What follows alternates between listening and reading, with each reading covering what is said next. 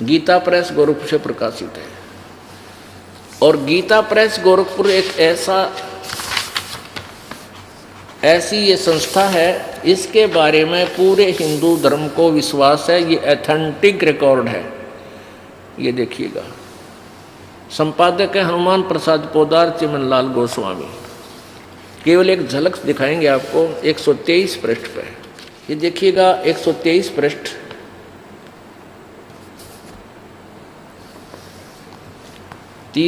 तीसरा स्कंध।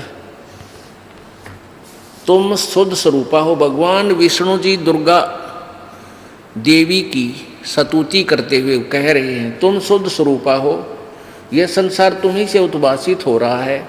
मैं ब्रह्मा और शंकर, हम सभी तुम्हारी कृपा से विद्यमान हैं। हमारा आविर्भाव और तिरोभाव हुआ करता है।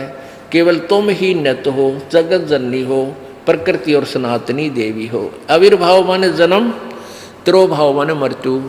ब्रह्मा विष्णु जी कह रहे हैं, मैं विष्णु, मैं ब्रह्मा और शंकर, हम सभी तुम्हारी कृपा से विद्यमान हैं। हमारा आविर्भाव माने जन्म और तिरोभाव माने मृत्यु होता है, हुआ करता है। हम नित्य नहीं है, केवल तुम ही नित्य हो।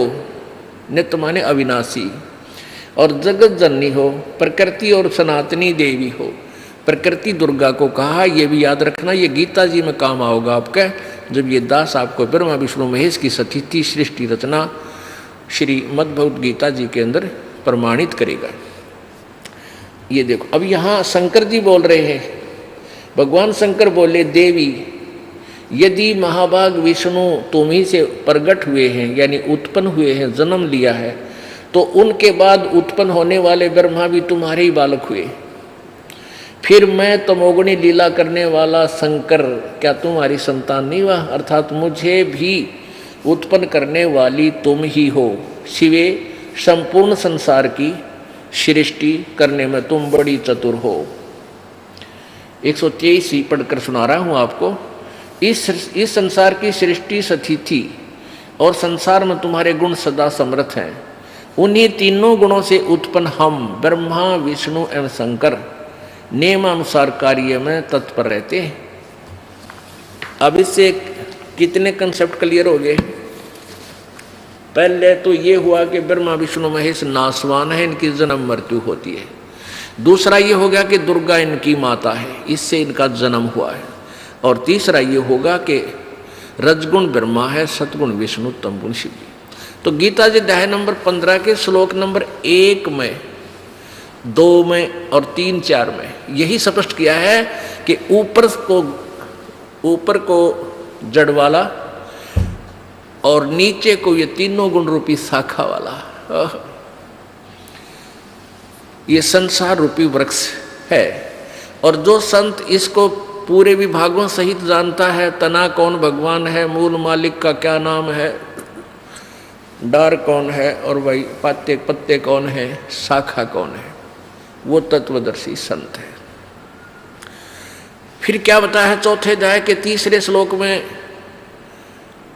कि जब तत्वदर्शी संत मिल जाता है, 15वें अध्याय के 1, 2, 3 और 4, इन चारों श्लोकों का एक सामूहिक सा अनुवाद दास आपको शॉर्ट में बताता है, संक्षिप्त में, कि इस संसार रूपी वृक्ष के बारे में गीता ज्ञानदाता कहता है कि यहाँ विचार काल में, अर्थात तेरे मेरे गीता जी के डिस्कशन में, इस ज्ञान के डिस्कशन में, यानी गीता ज्ञान देते समय मैं पूर्ण रूप से परिचित नहीं हूँ संसार रूपी सृष्टि की रचना के विषय में, क्योंकि इसका जन्म भी बाद में हुआ था सतलोक में, जब परमात्मा ने सारी सृष्टि रच दी थी। इसलिए वो कहता है कि उस तत्वदर्शी संत के मिलने के पश्चात इस अज्ञान रूपी उलझी हुई गुत्थी को उस तत्व ज्ञान रूपी शस्त्र काट के, यानी तत्वदर्शी संत से ये ज्ञान समझकर, उसके पश्चात उस परमेश्वर के उस परम पद की खोज करनी चाहिए, जहाँ जाने के बाद ये प्राणी लौट कर फिर संसार में कभी जन्म नहीं लेता, अर्थात पूर्ण मोक्ष प्राप्त करता है। और जिस परमेश्वर ने संसार रूपी वृक्ष के ये प्रवृत्ति विस्तार को प्राप्त हुई, अर्थात जिसने सारे ब्रह्मांडों की रचना की है। गीता ज्ञानदाता कहता मैं भी उसी की शरण में हूं। इस गीता जी अध्याय नंबर 18 के श्लोक नंबर 62 में कहा है कि हे अर्जुन, तू सर्वभाव से उस परमेश्वर की शरण में जा जिसकी कृपा से तू परम शांति और शाश्वत स्थानम, शाश्वतम स्थानम, ये तो संस्कृत है। शाश्वत माने सदा रहने वाला, सनातन सबसे पहले वाला और सदा रहने वाला, अविनाशी अचल। और स्थान माने धाम कहो, स्थान कहो, लोक कहो, हम उसे सतलोक कहते हैं। यजुर्वेद अध्याय नंबर 5 के मंत्र नंबर 32 में इसको रत धाम कहा है। रत माने सत, धाम माने लोक को, चाहे स्थान कहो, कि वो कबीर परमात्मा रत धामा शवर ज्योति रत धामासी, वो स्वयं प्रकाशी सतलोक में रहता है, सतलोक वासी है, सतलोक वाला है, सतलोक का मालिक है। पुण्यात्मा, गीता जी अध्याय नंबर 18 के श्लोक नंबर 66 में, गीता जी अध्याय नंबर 18 के श्लोक नंबर 66 में एक निर्णय दिया है। जैसे गीता जी अध्याय नंबर 8 के श्लोक नंबर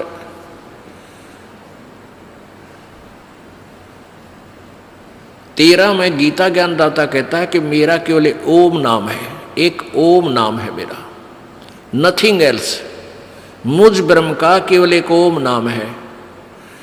इति ओम इति एक अक्षरम ब्रह्म व्यवहारन मामन समरण, ये पर्याति तदंदेहम स याति परमाम गतिम।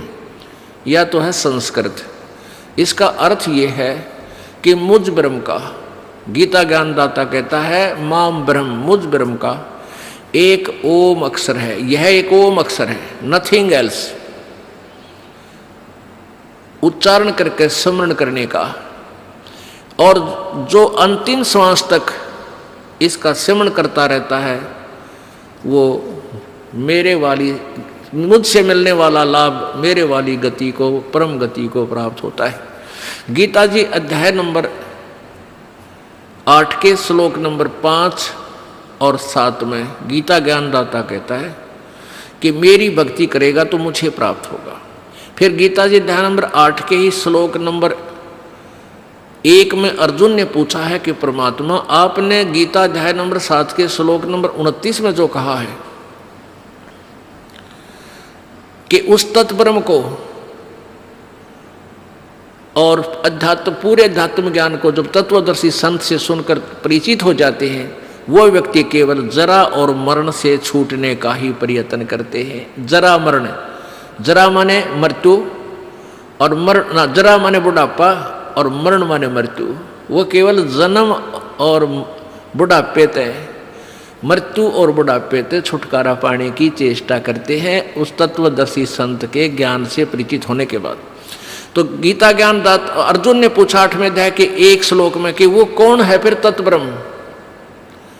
गीता ज्ञानदाता ने 8वें अध्याय के 3 श्लोक में कहा है कि वो परम अक्षर ब्रह्म है। ओए होए।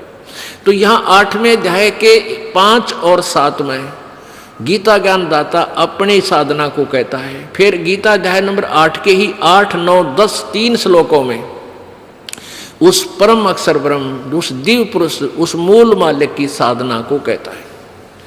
उसकी साधना का मंत्र 17वें अध्याय के 23वें श्लोक में कहा है कि ब्रह्म ओम तत्सत इति निर्देश है, ब्रह्म ने त्रिविध समर्थ है। ओम तत्सत इति निर्देश है ब्रह्म ने मन सच्चिदानंद घन ब्रह्म यानी परम अक्षर ब्रह्म की साधना का ओम तत्सत, ये एक निर्देश है, फाइनल ऑर्डर है, नथिंग एल्स। और जो उसकी भक्ति करता है उसको प्राप्त होता है। अब उसको प्राप्त होने की कौन सी विधि है? गीता जी अध्याय नंबर 18 के श्लोक नंबर 66 में कहा है कि सर्वधर्मान परित्यज्य माम एकम शरणम व्रज अहम तवा सर्व पापे भा मोक्षामि मा शुच्छ। अब गीता ज्ञानदाता कहता है जैसे ओम मंत्र, ये तो ब्रह्म का क्लियर कट और तत्व ये परब्रह्म का है, ये सांकेतिक मंत्र है, ये नहीं बताया जाता किसी को, ओनली उपदेशी को ही ये दास बताएगा। और इस दास के अतिरिक्त कोई भी इस पृथ्वी पर इस मंत्र का दान करने का अधिकारी नहीं है। अगर कोई इस दास से उपदेश लेकर एक दो दुष्ट आत्मा इस कार्य में लगी हैं, उनसे जो उपदेश लेता है वो डुप्लीकेट पासपोर्ट समझ लो वो बना रहे हैं, फिर दोनों दोषी होंगे भगवान के दरबार में। तो इस तत्व का जो मंत्र है ये ब्रह्म का अक्षर पुरुष का है, वो सांकेतिक है, दास बताएगा। और सत जो है वो सार नाम है, ये दास बताएगा, वो पूर्ण ब्रह्म परम अक्षर ब्रह्म का मंत्र है। इन तीनों मंत्रों के जाप की कमाई के बल से, भक्ति के बल से हम सतलोक जाएंगे।